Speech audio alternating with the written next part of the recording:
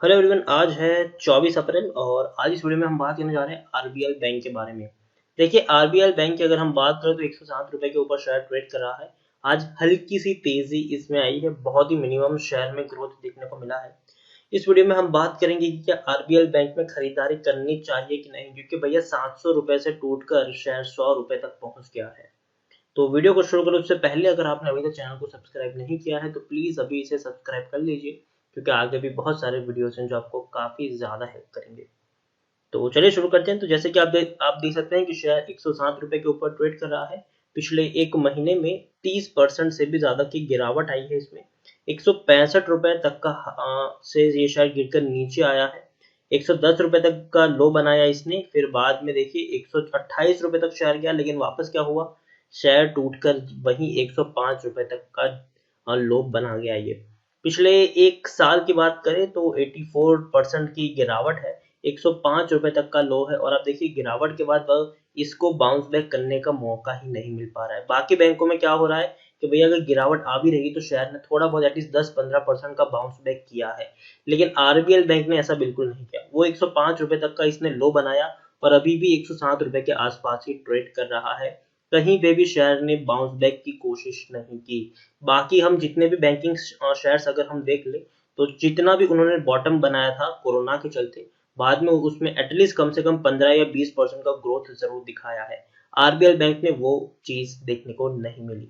पिछले 3 साल की अगर हम बात करें तो 3 साल में 81% की गिरावट है। 700 रुपए से शेयर गिरता हुआ नीचे आया, बाउंस बैक किया, फिर नीचे आया, 105 रुपए तक का लो है।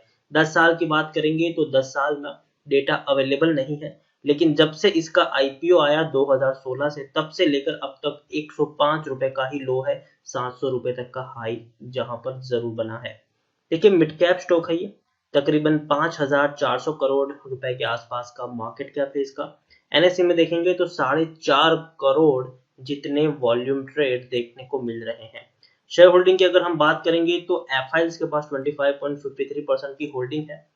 म्यूचुअल फंड के पास 19.94% की होल्डिंग है। इंश्योरेंस कंपनी के पास 4.30% की होल्डिंग है। नॉन इंस्टीट्यूशनल इन्वेस्टर के पास 44.01% की होल्डिंग है। 20 म्यूचुअल फंड स्कीम ने पैसा लगाया है, 181 एफआईएस ने पैसा लगाया है। यहाँ पर प्रमोटर के तौर पर कोई खास एंटिटी नहीं है। इंडिविजुअल इन्वेस्टर होल्डिंग 19.24% की देखने को मिली है। डिविडेंड इन्होंने पे किया है 15% का, बहुत कम डिविडेंड पे किया है और पिछले महीने ही डिविडेंड पे किया है। आरबीएल बैंक की अगर मैं बात करूं तो भैया टेक्निकल रेटिंग जो है वो उनकी अभी भी कुछ खास अच्छी नहीं दिखाई दे रही है। यहाँ पर आप देखिए पी 8.60 का है, जबकि इंडस्ट्री पी 24.62 है। बुक वैल्यू 206 है, प्राइस टू बुक वैल्यू 0.52 है।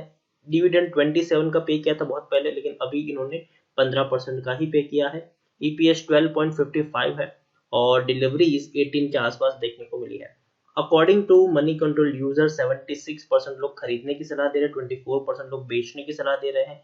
और यहाँ पर अगर हम बात करेंगे आरबीएल बैंक के बारे में तो पिछले 2 क्वार्टर के नतीजे अच्छे नहीं आए हैं। दिसंबर में 70 करोड़ का मुनाफा था, सितंबर में 55 करोड़ का मुनाफा था और जून में आप देखिए ये जो बैंक है ना 250 करोड़ का मुनाफा करती थी। लेकिन पिछले 2 क्वार्टर में नतीजे खराब आए और अभी कोरोना के चलते हालत और ज्यादा खराब हो रही है बैंकों की। और खास करके जब से यस बैंक वाला क्राइसिस हुआ है तब से जो एक ट्रस्ट फैक्टर होता है वो कहीं ना कहीं छोटी बैंकों से उठता जा रहा है। जैसे कि आरबीएल बैंक इतना बड़ा बैंक नहीं है, काफी छोटा बैंक है ये, मिड कैप स्टॉक है ये। तकरीबन उनका जो मार्केट कैप भी है वो काफी कम है। तो एक बहुत बड़ा अगर हम कह सकते हैं कि गिरावट अगर कहीं पर देखने को मिली है तो वो जरूर आरबीएल बैंक में हमें देखने को मिली है। तो मैं यही कहूंगा आरबीएल बैंक में कि भैया खरीदारी करने का मुझे यहाँ पर कोई मौका अभी तो नहीं लग रहा है। रीजन ये है कि जैसे कि मैंने कहा कि भैया बाकी बैंकों के ऊपर अगर मैं नजर डालता हूँ तो ये है कि भैया एटलीस्ट अपने बॉटम से 15-20% का ग्रोथ ये लोग दिखा चुके हैं, जबकि आरबीएल बैंक में अभी भी वो ग्रोथ देखने को नहीं मिला है। 105 रुपए तक का लो है और अभी 107 रुपए के ऊपर ट्रेड कर रहा है। तो अभी भी इसके ऊपर उठने के उतने ज्यादा चांसेस मुझे नहीं दिखे हैं। नो डाउट 110 रुपए के ऊपर था, बाद में 128 पर गया, लेकिन वापस अभी टूट के बिखर रहा है ये शेयर। तो गिरावट अभी थमी नहीं है, बॉटम अभी बना नहीं है और मुझे लगता है कि अभी आने वाले दिनों में इनके और बॉटम बन सकते हैं। तो मैं यही कहूंगा आरबीएल बैंक में कि भैया खरीदारी अभी तो ना ही करे तो बेहतर होगा। अगर आप ये सोच से खरीदारी करेंगे कि भैया बहुत ही सस्ता ये शेयर मिल रहा है, चलो खरीदारी कर लेते हैं, लेकिन हमें नहीं पता कि बॉटम कहाँ पर है इसका। और मार्च क्वार्टर के एटलीस्ट मैं हमेशा कहूंगा अभी कि भैया एटलीस्ट मार्च क्वार्टर के नतीजे आ जाने दीजिए, उसके बाद आप कोई फैसला लीजिए, क्योंकि कोरोना ने जरूर इम्पैक्ट डाला है मार्च क्वार्टर के नतीजे के ऊपर। और याद रखिए जितना मार्च क्वार्टर के रिजल्ट होंगे उससे कई ज्यादा खराब नतीजे जून क्वार्टर के हमें देखने को मिल सकते हैं।